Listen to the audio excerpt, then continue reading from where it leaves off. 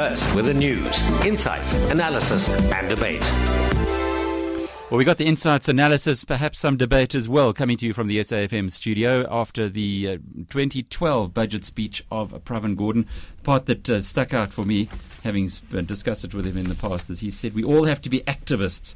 And he, in fact, I'll read this to you. It was right up at the front in the speech. He said the idea, this is what Pravin said, of an active citizenry drawn into motion by dedicated activists and inspired by a compelling vision of the future has to be renewed. Getting South Africa to where we want to go is a long-term project, but we can see from last year's budget and this year's budget the direction we're going. It means we're going to be paying a whole lot more for petrol in the year to come. Musa, from your perspective, last year the fuel price levy was up 10 cents. Yeah. This year, and we shook our heads at that one, this year it went up 20 cents. I suppose next year we can look forward to 40 cents.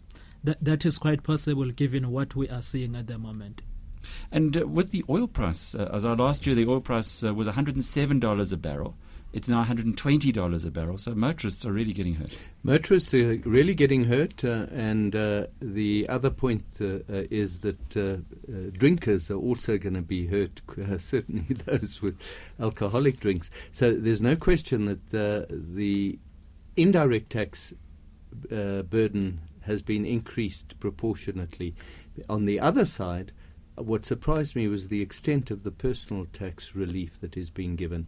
The tax scales have been shifted upwards by 10% or more, which means that people will be better off from personal tax point of view, but will be paying proportionately more on some of these indirect taxes. You mentioned the SINS taxes, and that's quite an incredible increase. Again, giving us an understanding of the direction that this is only the third budget by the Zuma administration, the third budget from Pravin Gordhan, an idea of where we're going to be hit in future. Last year, spirits were up by R2.86 a bottle. This year, R7.20. Last year, beer was up 6 cents. For a 340 litre can. This year, 10 cents.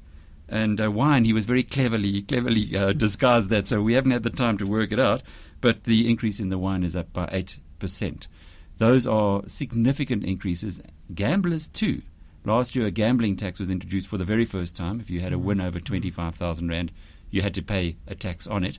This year, 1% of all gambling turnover is going to be a levy. So it's almost like the politicians sneak along, find a levy, and then they're going to hit us hard with it. Well, it seems obviously that the minister is trying to get the money from somewhere. So the gambling tax is definitely one of the sources where they think they can have some more money. So all those lotto tickets, remember when you put a Rand in, 1 cent of that extra now goes to the government. Absolutely. Which means 1 cent less for the money you're going to win, or aren't going to win, because we know that the lotto is actually a tax on mathematically impaired people, isn't it? Absolutely. Just from a broad perspective, we did have the finance minister saying that this would accelerate growth and expand investment. Will it? Only if the calls and the processes that he outlined to actually do so do come to fruition. And it comes back to the same issue that I think we've been talking about year on year out, and that is that there are great plans in place, but he quoted the figure to say that only 68% of all capital spending actually saw the light of day. Now that is quite an indictment of our processes in implementing issues. So it's all about execution now. It's all about execution. To some extent one can be gratified that he didn't try and shy away from it. He mentioned all sorts of things, including the introduction of a procurement officer in government to oversee procurement. Again, as good as all these programs and processes appear, the other thing that I thought immediately, wow, that does mean still more bureaucracy to try and oversee that the leakages don't occur. And I suppose in the short term that is a necessity. What about small business, Musa? Was there much in this budget that would hearten small business owners? Well, only really in terms of administration, but in terms of substantive relief, there wasn't much. But obviously, if you have got less returns now to deal with, I guess it does go a long way to assist you. But in terms of substantive reliefs, really there wasn't that much. So you can concentrate more on making money, employing more people, rather than filling in VAT returns every second month. I wouldn't underestimate that burden. As one who does it, you're absolutely right. Well, in another sense, though, it's quite good because it does keep your accounting up to date. And as a small business owner who often small business owners like to focus on actually making the business run rather than worrying about their accounting. So that can be a double-edged sword. The budget deficit itself, let's just dwell on that a little. It is going to be 4.6% this year. What does it mean to someone who hasn't got a foggiest idea of what a budget deficit is? The budget deficit is the difference between what the government plans to spend and what it plans to get as taxes, and as a percentage of GDP, as a percentage of overall economic activity. The government then has to go out and borrow that money. So the bigger the budget deficit, the more the government has to borrow, and the higher the debt level is, and it then has to pay interest on that debt, and that if it increases too rapidly, that interest payment can start squeezing out the ability to spend on everything else. And that's a critical point that you make, because when the new South Africa began, 1994, I'm sure you remember, the budget deficit was 13%. It's now 4.6%. If you have a look at the United States, what are they running at this year? 11% of GDP. They're the worst right now, by the way, and that's the biggest concern. And the Brits aren't far behind them. I think the Irish are worse than the the Irish and the Greeks and the Spaniards. Oh, they're out of the ballpark. No. They've cut back sharply. They've had to cut back sharply. It's the Americans who are going for broke right now. Well, South Africa's overall financial position, the balance sheet, if you like, is looking pretty strong because we look at government debt to GDP ratios. All of our ratios are good. We're in probably the top 20% countries in the world. But our income statement is where the balance sheet starts looking better, or which creates a good balance sheet. And our income statement says we're going to be spending like crazy on infrastructure. Are you satisfied, Musa, that in this budget there's nothing in here that is going to scare capital markets, that is going to scare people into thinking, hang on, they haven't done their numbers properly, there's a whole lot of money that's going to be spent on infrastructure, it might mean interest rates for all of us will have to go up? I think they have had to do quite a big balancing act, because obviously as they think about this capital expenditure, they also need to think about where their real money is going to be coming from. And it's encouraging that there has been some talk in the budget that part of the money is actually going to come from the relevant public entities, like the Land Bank, for example. I had the mention of that. So from that perspective, the balancing act has had to be done in terms of saying part of the money could be borrowed, but some of that obviously is expected to come from the fiscus. Are you comfortable, Azar, that this big infrastructure program, A, is going to happen, given what you said just a moment ago, that we only spent 68% of what we should have spent last year, and B, that it's going to be funded properly? To some extent, Alec, it's a chicken and egg. To a large extent, I'm not convinced that the infrastructure program will happen in the time frame allocated. And as we've seen over the past year, maybe that's the saving grace. It means we won't be able to grow quite as fast as we want to, but maybe we wouldn't have been able to in the first instance. And it will allow us to collect the monies and the funds to spend on this infrastructure more gradually, and we will probably do so. It just won't happen as rapidly as everyone is hoping. This is certainly not a budget for the rich, but is it a budget for the poor? I do detect some redistributive elements, switching certainly for the poor, as I mentioned, the tax relief on individuals is quite substantial. Also, we're seeing the allocation potentially of new savings instruments, which could be quite significant for the poor. And also the introduction of things like capital gains tax increase is again a sign that the government's trying to redistribute the burden of tax away from the poor onto the rich. It's coming up for 15:43 and a half, which means that we're going to be with you for the next 17 minutes or so. In studio with us, Azar Jamin, the Director and Chief Economist at Econometrics. Musa Manyati is the Tax Director at Deloitte, and yours truly, Alec Hogg. We look forward to giving you a little bit more insight into Pravin Gordhan's 2012 budget, and we'll be looking in a moment at the infrastructure program and job creation. I think it's time we had another child. What? Well, I don't think I'm ready for another child just yet. But I'd like another child. My dear, don't I have a say in this? My body needs to get stronger, and we need to be well prepared. You're right. Let's wait. That way we can prepare ourselves better financially too. Visit your local health clinic to learn about the range of reproductive health and family planning services available and choose what method works best for you. An HIV-free generation is possible. It begins with you.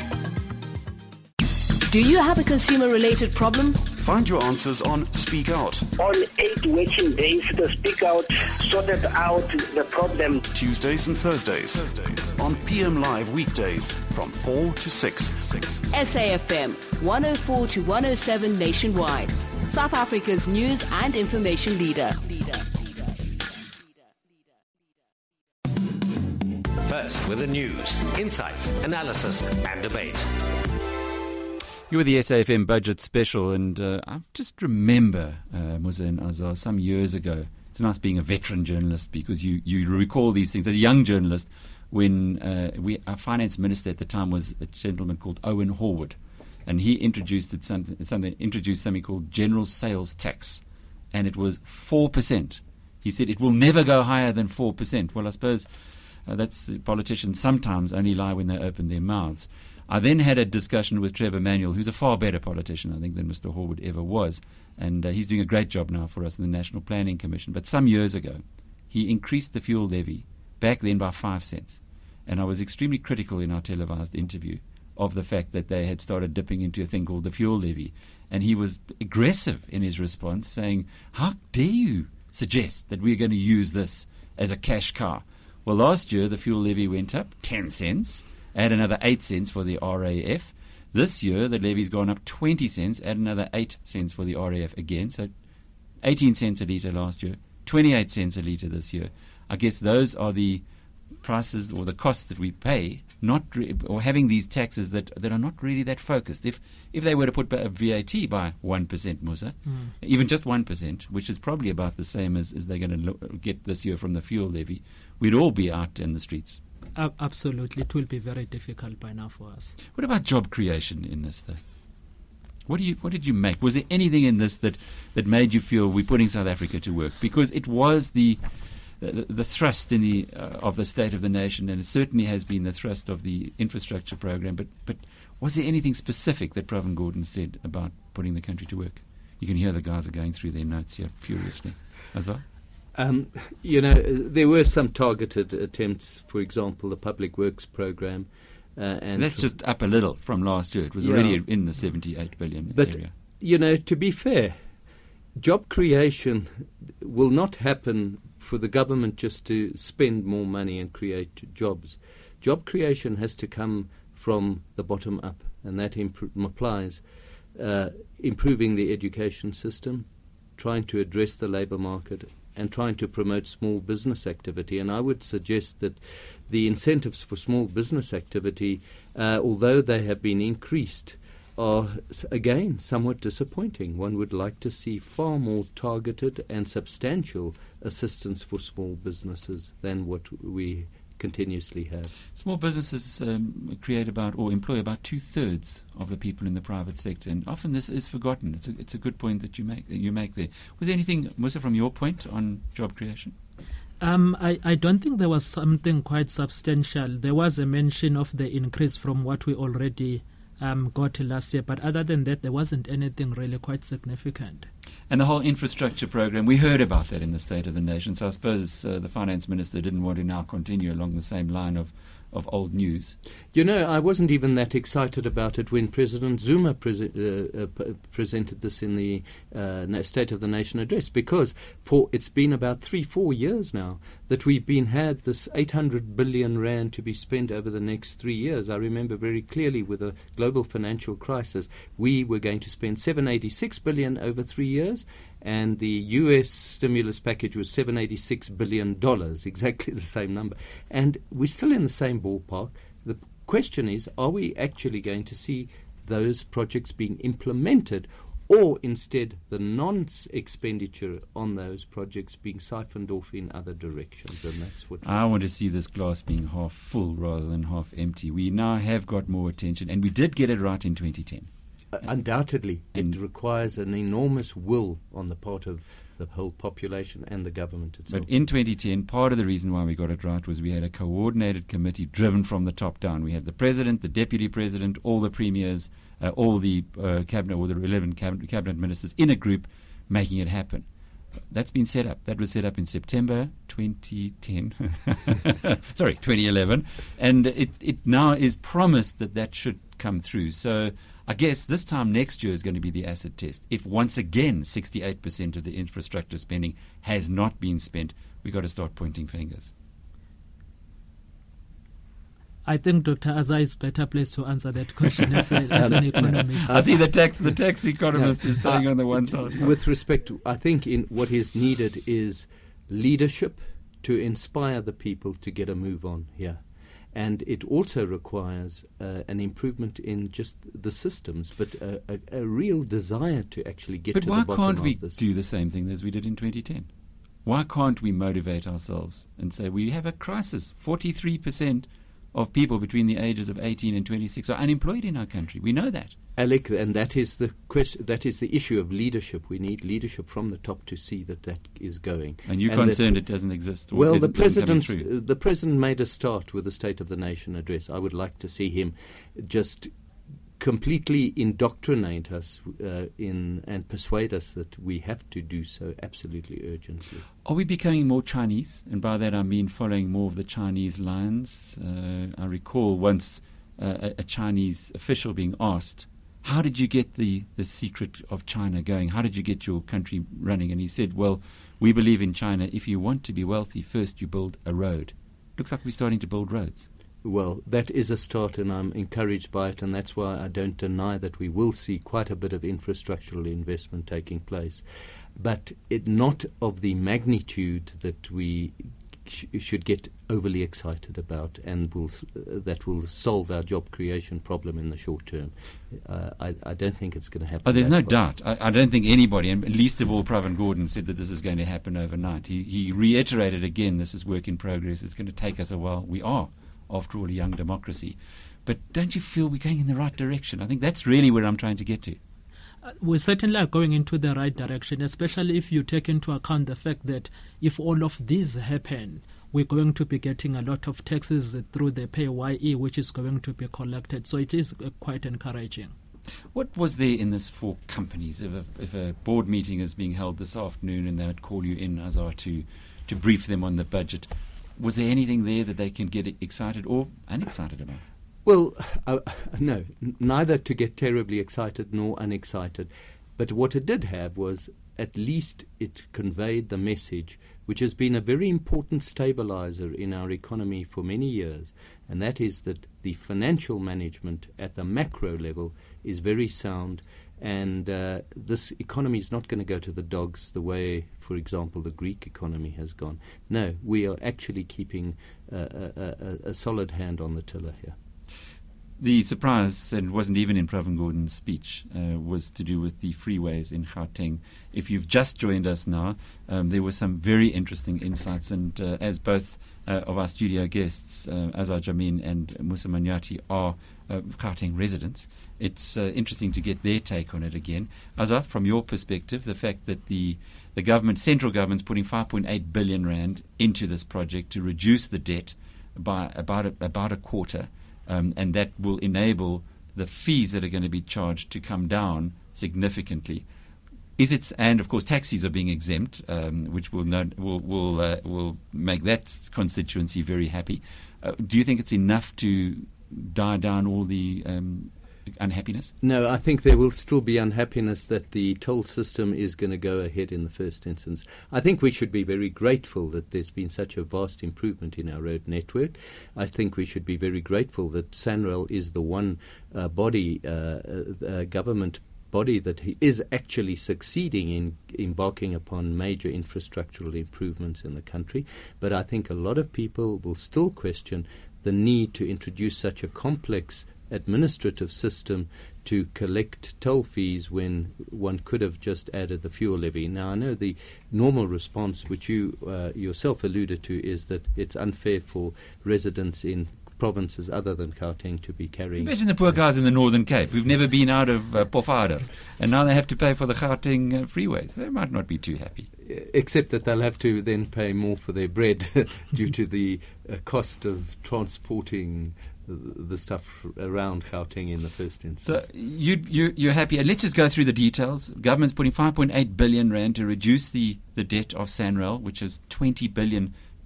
In other words, the roads in Gauteng cost 20 billion rand. Central government is paying 5.8 billion of that. So what's left is around 15 billion rand.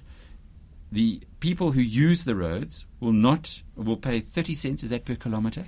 It's 30 cents per kilometre. What I'm not sure about is whether that comes down from 66 cents, as the minister suggested, or effectively from 49 cents per kilometre if you had an e-tag down to 30. But it is a drop. It's a substantial drop. No question. And then taxis and public transport are exempted. So if you're driving in a taxi, your fees aren't going to go up as a result of this.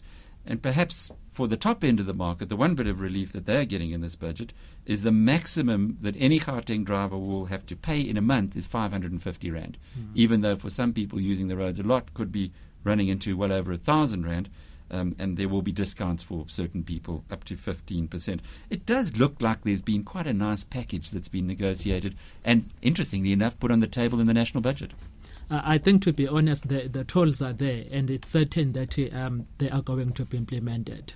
What is really helpful here is the fact that the cost at which this is going to be implemented has actually been reduced. So the 5 billion something which the government is now prepared to put into reducing the debt is welcomed.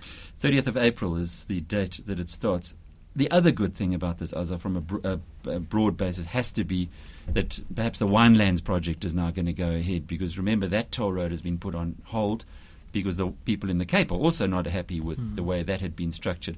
Pravin Gordhan said we've learnt a lot of lessons and we are going to use this as a basis for other projects in the country. In other words, listening more closely. You know, if you want to look at the glass half empty, then you can really argue that the one good thing about this is that it may well ensure a dramatic improvement in our road network, because it's going to be ring-fenced within one organisation that is very good at implementing this project. So let's go for it. As the Chinese say, first we build a road.